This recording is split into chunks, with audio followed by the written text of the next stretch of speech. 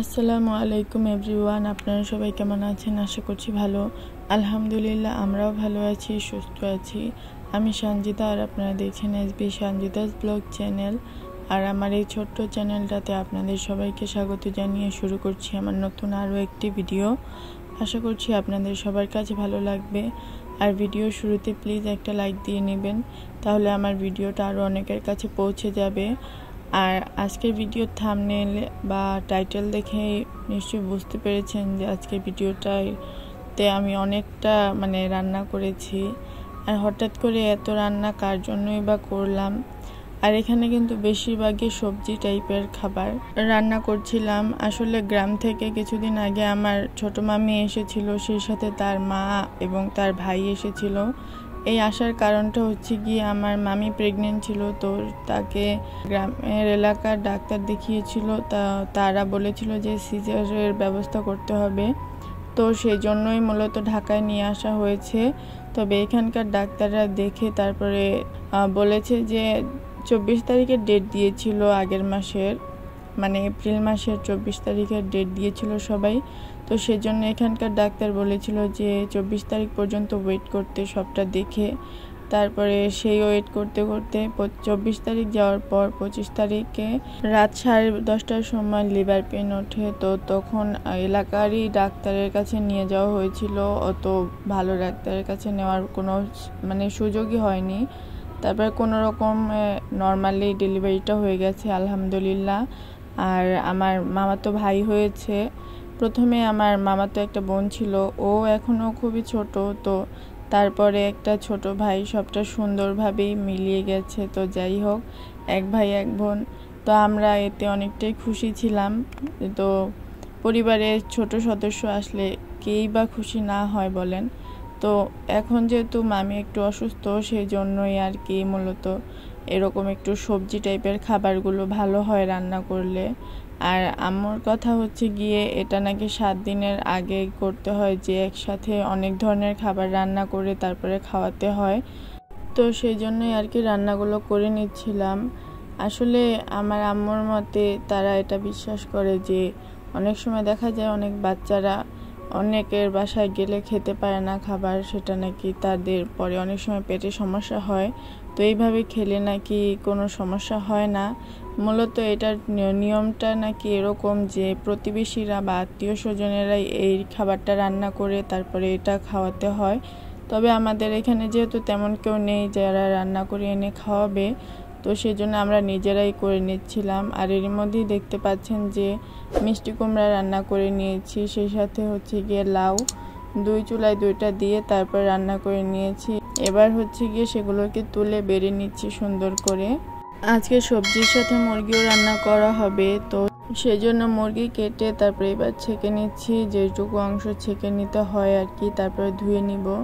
মূলত আমি যে ভিডিও করি এটা সম্পর্কে কারোরই কোনো ধারণা নেই বা কেউ জানে না, শুধুমাত্র আমার পরিবারের সদস্যরা ছাড়া। পরিবারের যেহেতু 7 জন সদস্য, তো তারা বাদে কেউই জানে না।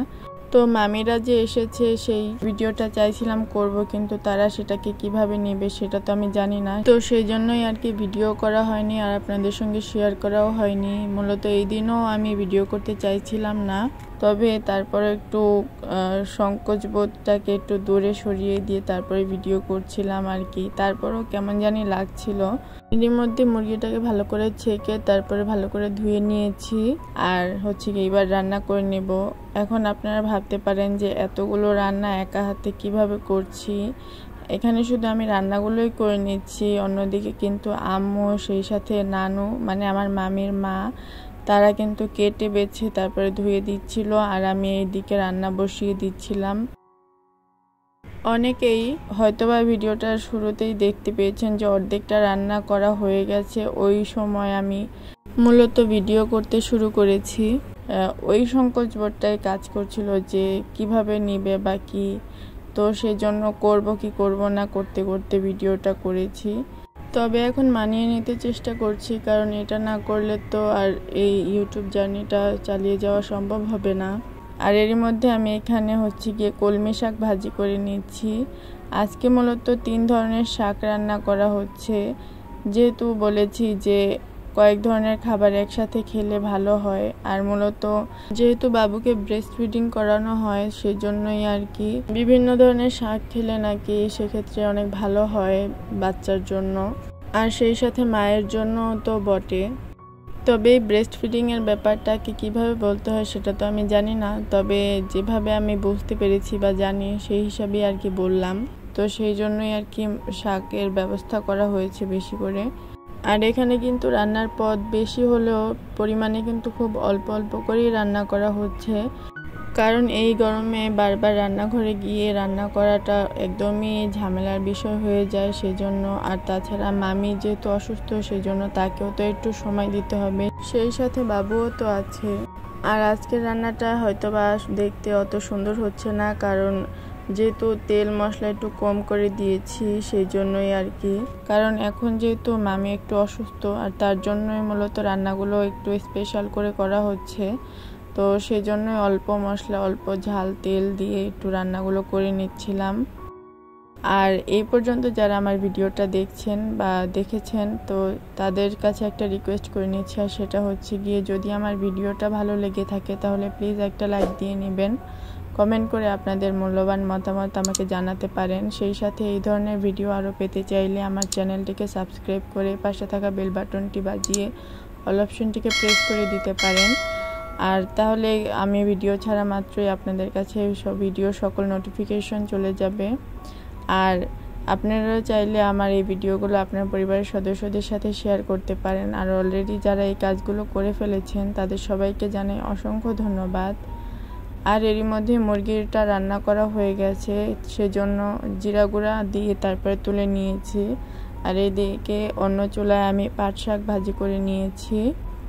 এবার হচ্ছে গিয়ে পুঁই শাক ভাজি করে নিব, সেই জন্য হচ্ছে গিয়ে একটু ভাপ দিয়ে নিব পুঁই শাকটাকে, তাহলে আর কি খেতে ভালো লাগে। তা না হলে কেমন জানি একটা নোনতা নোনতা ভাব থেকে যায় সারের কারণে। তো সেজন্য একটু গরম পানি করে সেটাকে একটু ভাপিয়ে নিচ্ছি। আর এদিকে হচ্ছে গিয়ে আমি থালা বাসনগুলো যেগুলো বের হয়েছে সেগুলোকে ধুয়ে নিচ্ছি।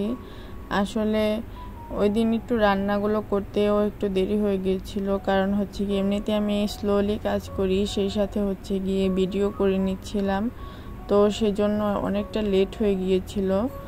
যেহেতু একসঙ্গে এতগুলো রান্না করছিলাম সেজন্যই মূলত। তবে এগুলো করতে গিয়ে আমার অত খারাপও লাগেনি, ভালোই লেগেছিল, কারণ একসঙ্গে এতগুলো রান্না আমি সত্যি কথা বলতে কখনোই রান্না করিনি। আম্মু অসুস্থ থাকলেই মূলত আমাকে রান্না করতে হয়, আর সেটাও আম্মু খুব অল্প কিছুই রান্না করতে বলে, যেটা খুবই সহজেই রান্না করা যায়। ঘরে যদি মুরগি বা গরু থাকে সেইটাকে, আর হচ্ছে একটু ডাল ভাত এরকমই রান্না করতে বলে, কিংবা আলু ভর্তা ডাল এরকম। কিন্তু একসঙ্গে এতগুলো রান্না কখনোই আমাকে আম্মু করতে দেয় না। তো ওই দিন যে করছিলাম তাও কিন্তু একা হাতে না, সবাই মিলেই করছিলাম, তারপরও লেট হয়ে যাচ্ছিল।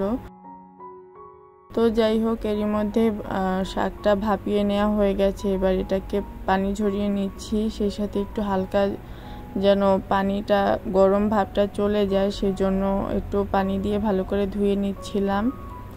আর হ্যাঁ, আপনাদের ওইখানে কি এই ধরনের কোনো রিচুয়াল আছে কিনা অবশ্যই আমাকে জানাবেন, তাহলে ভালো লাগে। নতুন নতুন ভিডিও করার আগ্রহ বাড়ে। যে কোনো বিষয় জানতে এবং জানাতে অবশ্যই কমেন্ট করে যদি আপনারা জানান তাহলে নতুন ভিডিও করার জন্য আমরা আগ্রহ পাই, আর বুঝতেও পারি আমার আপুরা বা আন্টিরা কি ধরনের ভিডিও দেখতে চাইছে, তো সেই হিসেবে ভিডিও তৈরি করতে পারবো। তো এরই মধ্যে শাকের পানি ঝরিয়ে নিয়েছি, এবার হচ্ছে গিয়ে শাকটাকে বাগার দিয়ে নিচ্ছি। আর আমি এইভাবে করে একসঙ্গে বাগার দিয়ে নিই, তাহলে আমার কাছে মনে হয় ভালো হয়, তো সহজ হয়, তাড়াতাড়ি হয়। তো এবার হচ্ছে গিয়ে কাঁচামরিচ লবণ দিয়ে তারপরে উল্টে পাল্টে ভালো করে ভেজে নিচ্ছি। আর কারা আমার মতো এরকম পুঁই শাকগুলোকে এভাবে ভাপিয়ে নিয়ে তারপরে হচ্ছে গিয়ে ভাজি করে নেন অবশ্যই জানাবেন। আর এই যে দেখতে পাচ্ছেন এই ফলটা আব্বু এনেছিল, তো এটার নাম মূলত আমরা জানি না, আব্বুর দোকানের পাশে এই গাছটা হয়েছিল, তো সেখান থেকেই মূলত পেরে এনেছে। যদি আপনারা এই ফলটার নাম জেনে থাকেন বা এই ফলটাকে চিনে থাকেন তাহলে অবশ্যই কমেন্ট করে জানাবেন আমাকে। আর এখন আপনাদেরকে দেখিয়ে দিচ্ছি আলাদাভাবে যে এই ফলটা দেখতে মূলত কেমন বাইরের দিক থেকে। আর এই যে ভিতরের অংশটাকেও একটু দেখিয়ে দিচ্ছি, কেমন একটু যেন বিচি বিচি টাইপের একটা ব্যাপার। আর যেহেতু বাবু হয়েছে তো সেই জন্য মিষ্টির তো ব্যবস্থা থাকেই, সেই জন্য মামা কিছু মিষ্টি এনেছিল, সেই সাথে এই সন্দেশগুলো এনেছিল। মূলত আগের দিন ওই নার্সারিতে ঘুরতে যাওয়ার যে ভিডিওটা আপলোড করেছিলাম ওই দিন শেষের দিকে কিন্তু আমি কিছু মিষ্টি আর সন্দেশের কথা বলেছিলাম। আর এই সন্দেশগুলো সেই সন্দেশই, তবে আমি তো সেদিন দেখাতে পারিনি, তো আজকে সেজন্য দেখিয়ে দিচ্ছি। দেখতে অনেকটা সুন্দর ছিল, তবে স্বাদের ক্ষেত্রে বলবো সবটাই একই, তেমন কোনো ভিন্নতা আমি পাইনি। তবে আজকের আয়োজনে এটুকুই ছিল। তো সবার জন্য শুভকামনা জানিয়ে আজকের ভিডিওটা এখানেই শেষ করছি। সবাই ভালো থাকবেন, সুস্থ থাকবেন। আল্লাহ হাফেজ, আসসালামু আলাইকুম।